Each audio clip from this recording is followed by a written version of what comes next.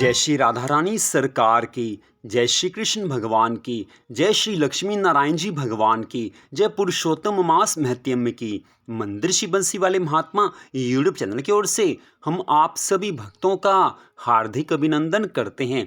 पुरुषोत्तम मास का पावन पवित्र समय चल रहा है।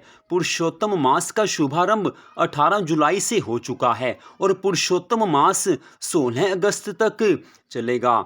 तो इस पुरुषोत्तम मास में भगवान की अनन्य भक्ति करने से भगवान की बहुत ज़्यादा कृपा की प्राप्ति होती है। मनुष्य योनि 84 लाख योनियों में से सर्वश्रेष्ठ योनि है, लेकिन इस मनुष्य जीवन में हर कोई कहीं ना कहीं से दुखी है, हर कोई कहीं ना कहीं मुसीबत में पड़ा हुआ है, कोई ना कोई परेशानी सबके पीछे पड़ी हुई है। किसी को किसी वस्तु की इच्छा है लेकिन वो नहीं मिलती, किसी को संतान की इच्छा है लेकिन प्राप्त नहीं होती। तो हर किसी के पास कुछ ना कुछ अभाव है, जो हमें चाहिए वो हमें नहीं मिल रहा, क्योंकि हमने जो कुछ अपने पूर्व जन्मों में कर्म किए हैं उसी के अनुसार सब कुछ मिलता है। लेकिन भगवान की कृपा से, भगवान की भक्ति से मनुष्य अपनी मनोकामनाओं को प्राप्त कर सकता है, दुखों को दूर कर सकता है। हम अपनी कोशिश से कुछ भी नहीं कर सकते, लेकिन भगवान अपनी कृपा करें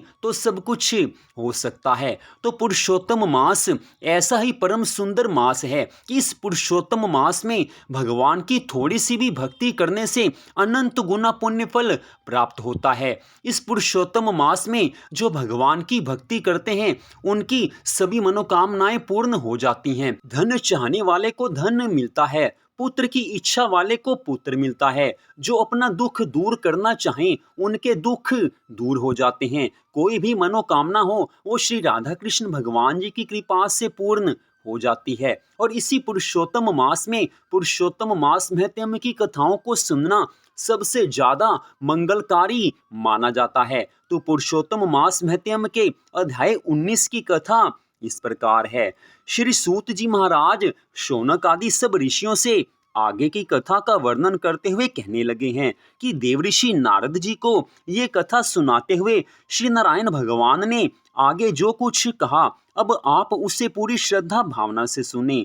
जब सुदेव ब्राह्मण ने अपने संशय को मिटाने की भगवान से प्रार्थना की, उस समय भक्त वत्सल त्रिलोकीनाथ भगवान श्री कृष्ण जी कहने लगे हैं कि हे द्विजराज, तुमने जैसी तपस्या की वैसी और कोई नहीं कर सकता है, किंतु तुम ये नहीं जानते कि मैं सबसे अधिक प्रसन्न किन किन बातों से होता हूँ। यह मेरा परम प्रिय पुरुषोत्तम मास है। तुम दोनों ने शोक में डूबे रहने पर भी इसका सेवन किया है। तुम दोनों बहुत दुखी थे तो भी इस पुरुषोत्तम मास में तुमने भक्ति की है, मुझ में मन लगाया है। चाहे कैसे भी हो तुमने मेरे चरणों में अपने मन को लगाया है। हे तपोनिधे, इस मास के एक दिन का भी जो धर्म पूर्वक सेवन करते हैं उसके अनेकों पाप भस्म हो जाते हैं। और तुमने तो महीने भर निराहार रहकर भक्ति की है। निरंतर वर्षा के जल में भीगते रहने के कारण तीनों कालों में स्नान किया है, वह भी आकाश के पवित्र जल से। पुरुषोत्तम मास के इस सारे महीने भर उपवास किया है। शोक में होने के कारण चेतना नष्ट होने से तुम पुरुषोत्तम मास को तो जान भी ना सके तथा बिना जाने भी उसका नियम पालन करते रहे। इस कारण तुमसे भक्ति के ये सब कर्म बन पड़े हैं। तुम्हारे इस साधन का प्रमाण कौन जान सकता है। पुरुषोत्तम मास की महिमा और पुण्य प्रताप का विवेचन करते हुए श्री कृष्ण भगवान ने स्वयं अपने श्री मुख से आगे कहा कि हे तपोधन, पुरुषोत्तम मास सब लोकों में आता है, किंतु धरती पर ही इसका पूजन सबसे अधिक फलदायी होता है। हे वत्स, धन्य हो जो तुमने इस पुरुषोत्तम मास में कठोर तपस्या की है। तुमने अपनी पत्नी सहित जो इस पुरुषोत्तम मास में सब नियमों का अनजाने में पालन किया है, उसके फल स्वरूप मैं तुम दोनों पर अति प्रसन्न हूँ। हे वत्स, मनुष्य अगर मेरे चरणों में अपने मन को लगाकर सदा मेरी भक्ति करता रहे, जाने अनजाने में भी उसके मुख से मेरे नामों का संकीर्तन हो जाए, मेरे नामों का जाप हो जाए, पुरुषोत्तम मास के नियमों का पालन हो जाए तो अपने ऐसे भक्त पर मैं सदा अपनी कृपा करता हूँ। मैं अपने भक्तों का साथ नहीं छोड़ सकता।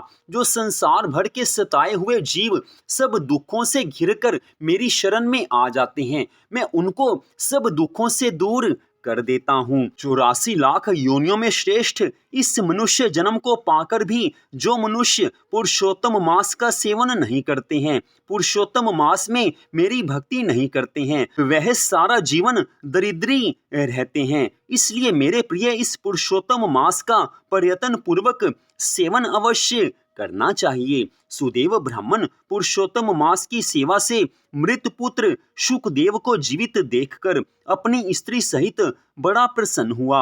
वह कहने लगा, बिना जाने मुझसे इस पुरुषोत्तम मास का सेवन हुआ है, फिर भी मेरा धर्म सफल हुआ है। इसी से मेरा मरा हुआ पुत्र जीवित हो गया।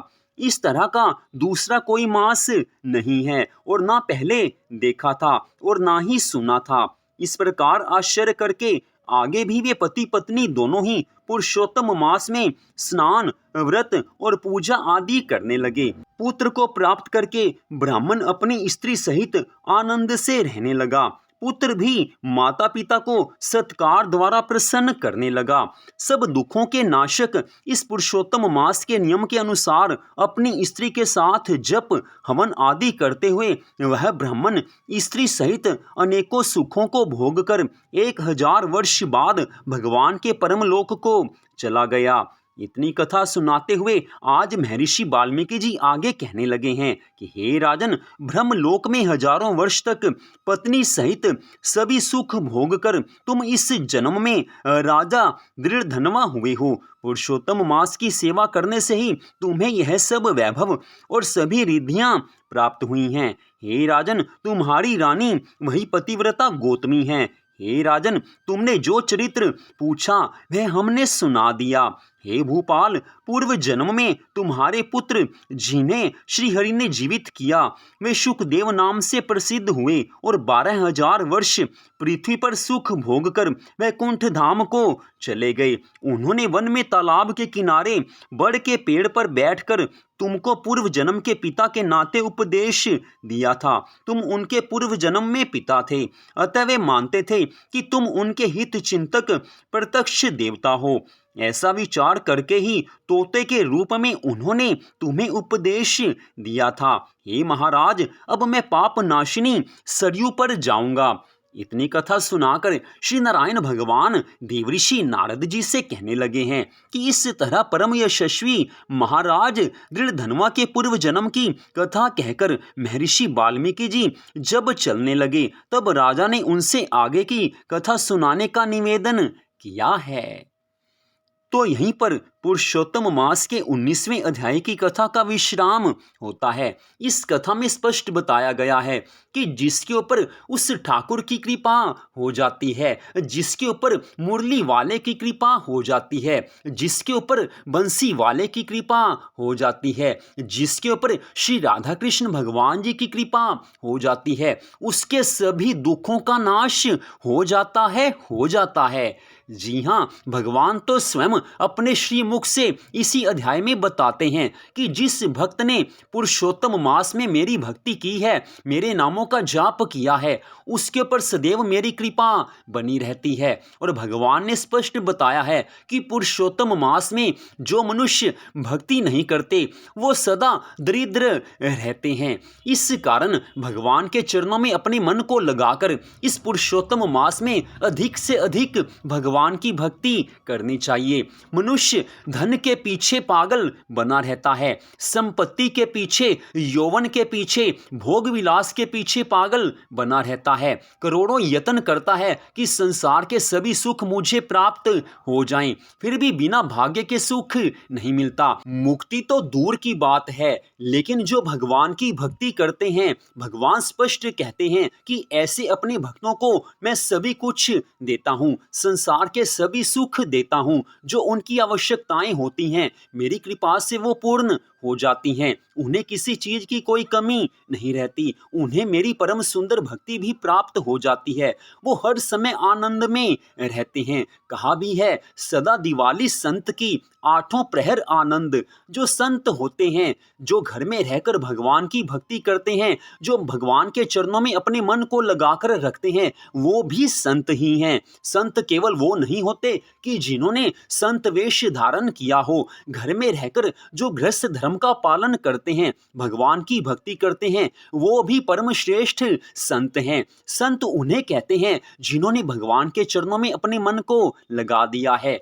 तो जो संत भाव से, पूरी श्रद्धा भावना से भगवान की भक्ति करते हैं, भगवान उन्हें संसार के सभी सुख तो देते ही हैं, अंत समय में मोक्ष भी दे देते हैं, अर्थात उन्हें अपना परम सुंदर गोलोक धाम भी दे देते हैं। उनको सदा के लिए गोलोक धाम में स्थान मिलता है, जहां से वापिस इस भवसागर में नहीं आना पड़ता। तो इस पुरुषोत्तम मास में भगवान की अधिक से अधिक भक्ति करके भगवान को प्रसन्न करना हम सब का परम धर्म बन जाता है। तो आज की इस परम सुंदर कथा को सुनने के लिए आप सबका हार्दिक धन्यवाद। भगवान श्री राधा कृष्ण जी की, भगवान श्री लक्ष्मी नारायण जी की पुरुषोत्तम मास की अनंत कृपा सदा आप सब पर, आपके परिवार पर बनी रहे। इसी मंगल कामना के साथ जय श्री राधा रानी सरकार की, जय श्री कृष्ण भगवान की, जय श्री लक्ष्मी नारायण जी भगवान की, जय पुरुषोत्तम मास महत्यम की।